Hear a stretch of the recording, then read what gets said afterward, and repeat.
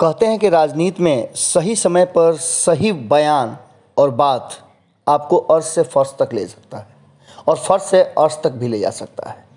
बिहार की राजनीति में ऐसी कई घटनाएं हैं जिसे देखा गया है। एक बार फिर से लालू प्रसाद की बिहार के राजनीति में एंट्री और इस एंट्री को लेकर के हो रही चर्चाओं के बीच लालू प्रसाद ने चुनाव के जिस दिन मतदान होना है उसके ठीक पहले एक बार फिर पैंतरा बदला है और पैंतरा बदलते हुए बड़ा दांव चल दिया है।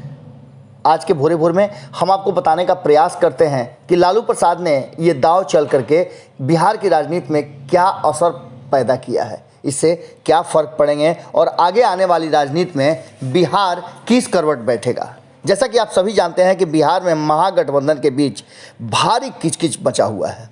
महागठबंधन जितना ज़्यादा एकजुट नज़र आ रहा था कि हमने आपको लगातार बताया है कि महागठबंधन में सब कुछ ठीक ठाक है और ये देख करके एनडीए के भीतर खलबली मची हुई है कि महागठबंधन कभी भी बहुत बड़ा असर जो है वो पैदा कर सकता है। इन सब बातों के बीच में लालू प्रसाद ने कई दावे कर दिए। उन्होंने चुनाव प्रचार में जाने से ठीक पहले एक बात कही थी जिसको लेकर के बिहार की राजनीति में एक बार फिर ज़बरदस्त चर्चा हो गई थी और नीतीश कुमार की ज़मीन खिसकने लगी थी। उन्होंने साफ तरीके से कहा था जो कांग्रेस विरोध करके विद्रोह करके अपने उम्मीदवार उतारी थी उस कांग्रेस के शीर्ष नेतृत्व से बात होने और सब कुछ ठीक होने की बात उन्होंने कही थी और साथ ही ये भी दावा किया था कि कांग्रेस में सब कुछ ठीक ठाक है, आरजेडी के साथ कांग्रेस है और सोनिया गांधी ने बातचीत करके सब कुछ ठीक होने की बात कही है। ठीक चुनाव प्रचार में जाने से पहले लालू प्रसाद का ये पैंतरा भले ही उन्होंने तत्काल कह दिया लेकिन तत्काल ही कांग्रेस ने इस पर एक्शन लिया और बिहार कांग्रेस के पूरी टीम दमखम के साथ सामने आई और मीडिया में लालू प्रसाद के इस बात को सिरे से नकार दिया। नकारने के बाद मामला फिर एक बार पलटता हुआ नजर आया और लालू प्रसाद को झूठा तक करार दे दिया गया। लेकिन लालू प्रसाद ने अपना पैंतरा चल दिया था और इसके बाद अब एक बारी थी कांग्रेस और एनडीए के घटक दलों को कि इसे कैसे कैश करती हैं। लालू के इस पैंतरे ने कहीं ना कहीं बिहार की राजनीति में एक बार फिर से वो बातें कह दी जिन बातों को लेकर के सारी बातें सामने आ रही थी और इसे चर्चा का विषय बना दिया गया था। एनडीए के घटक दल जो हैं वो कहना शुरू कर चुके थे कि लालू प्रसाद ने ये पैंतरा किया है, कुछ भी होने वाला नहीं है और लालू प्रसाद और कांग्रेस नूरा कुश्ती कर रहे हैं। लेकिन इन सब बातों के ठीक पहले लालू प्रसाद जब दिल्ली से चले थे तो उन्होंने बिहार कांग्रेस के प्रभारी भगचरण दास को भगचोनहर कह दिया था। ये मामला भी काफ़ी गरमाया था और भगचोनहर चूँकि भोजपुरी का शब्द है और लालू प्रसाद भोजपुरी भाषा भाषी हैं, भारत लाइव भी भोजपुरी के एक चैनल को अपने साथ जोड़ करके रखे हुए है खूटा ठोक के, जिस पर लगातार भोजपुरी में आप चर्चा और विश्लेषण सुनते होंगे। वहाँ भी हमने भगचोनहर शब्द के बहुत सारे मायने खोज करके निकाले थे, आपको बताया था। लेकिन इसे एक नए रंग देने की कोशिश की जा रही थी और कहा यह जा रहा था चूँकि दलित हैं भगचरण दास, इसलिए उन पर किसी न किसी तरह से लालू प्रसाद द्वारा किया गया ये पैंतरा असरकारक नहीं है और लालू प्रसाद को ऐसा नहीं कहना चाहिए था। लालू ने अब इन सब बातों से इनकार करते हुए और इसे खारिज करते हुए कह लीजिए कि कहा कि भगचोनहर शब्द का अर्थ बुड़बक होता है, वो आदमी होता है जो बेवकूफ़ी करता है, बेवकूफ़ हो। अब इस बेवकूफ़ शब्द को भी आप राजनीति में अगर किसी के लिए प्रयोग करते हैं तो ये भी शब्द उचित नहीं है। लेकिन इन सब के बाद ठीक चुनाव के पहले लालू प्रसाद ने जिस दिन मतदान होना है सुबह सवेरे एक और बयान दे दिया है और ये बयान एक बार फिर से लालू प्रसाद के पक्ष में जाता हुआ दिख रहा है। जहां एक तरफ कांग्रेस को वोट देने वाले लोग लगातार कांग्रेस को वोट देने की बात कर रहे हैं और कहा यह जा रहा है, कांग्रेस का दावा है कि वो भी मजबूती के साथ चुनाव लड़ रही है और दोनों ही सीटों पे उसके जीतने की संभावनाएं प्रबल है। लेकिन इस बीच में कहीं ना कहीं लालू प्रसाद ने साफ तौर पे कहा है कि दोनों ही सीट पर बड़े अंतर के साथ राष्ट्रीय जनता दल जीत रहा है और राष्ट्रीय स्तर पर कांग्रेस के साथ हमारा गठबंधन जो है वो बरकरार है और मजबूत भी है।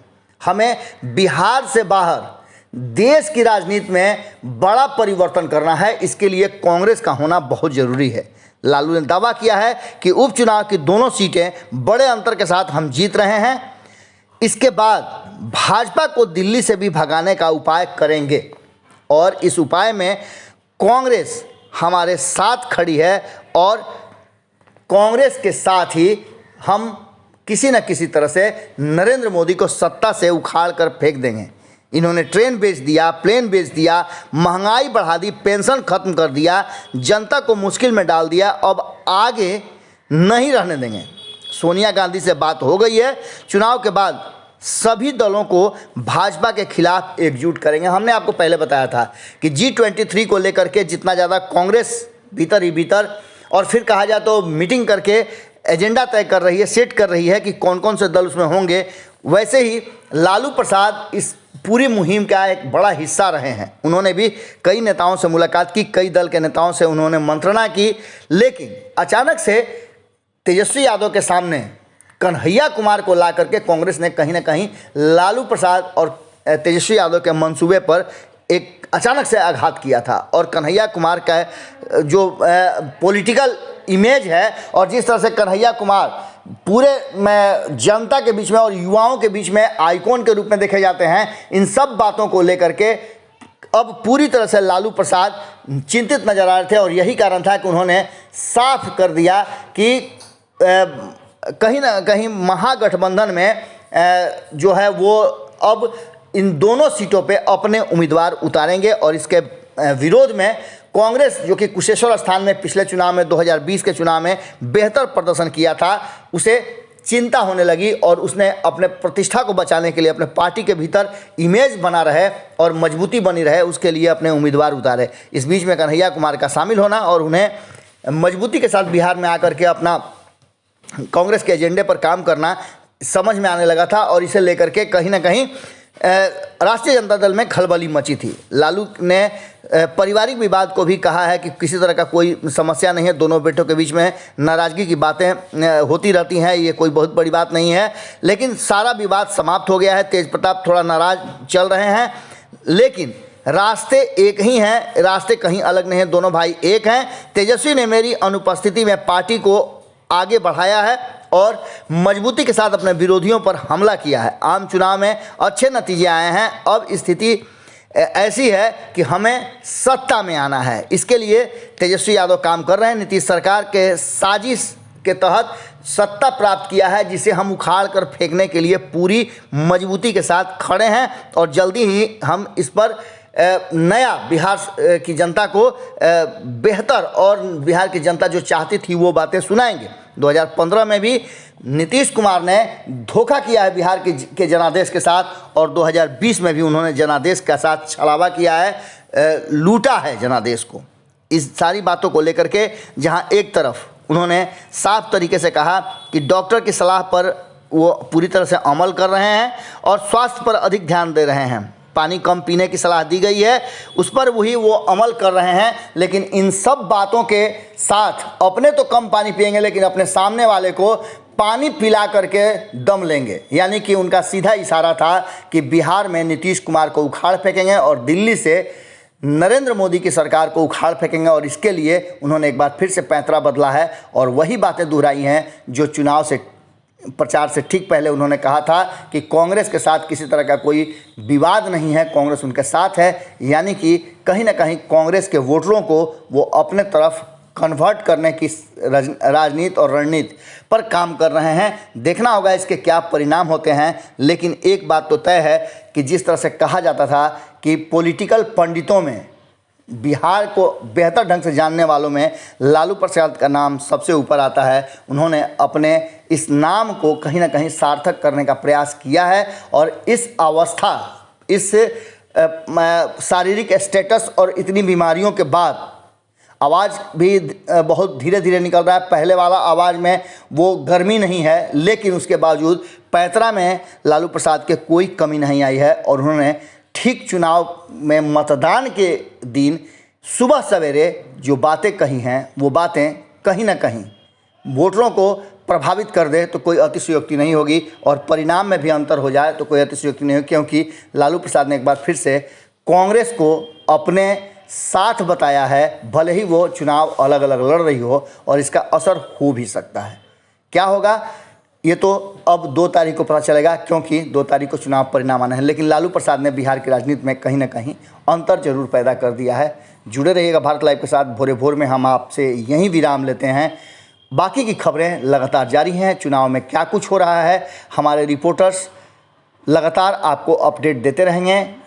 चुनाव शुरू हो चुका है और जनता अपने घरों से निकल रही है। हम आग्रह करेंगे कुशेश्वर स्थान और तारापुर की जनता से कि अपने मताधिकार का प्रयोग करें, अच्छे और सच्चे व्यक्ति को चुनें जो आपके भविष्य को बेहतर ढंग से बना सके, विकास कर सके और आपकी बातें सुने। व्यक्ति को के विशेष गुणों को चुनिएगा, न कि जाति, बिरादरी और समुदाय के नाम पर आप वोट दे करके अपने वोट को बर्बाद कीजिएगा और लोकतंत्र की मर्यादा को धूमिल कीजिएगा।